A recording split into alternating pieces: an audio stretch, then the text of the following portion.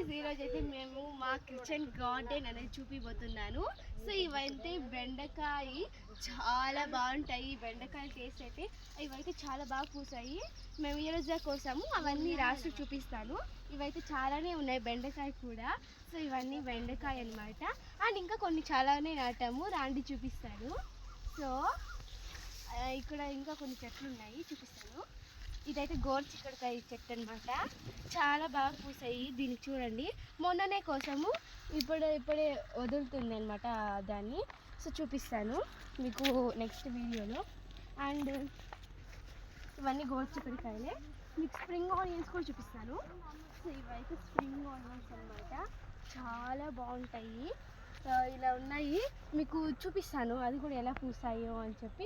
And అయితే అక్కడ కనిపిస్తున్నది అయితే బీన్స్ అనమాట, అది కూడా చాలా బాగుంటాయి. సో మీకు బెండకాయ, రాడిష్ అండ్ స్ప్రింగ్ ఆనియన్స్ ఎలా పూసాయి చూపిస్తాను రండి. సో ఇవైతే చూపిస్తాను రండి.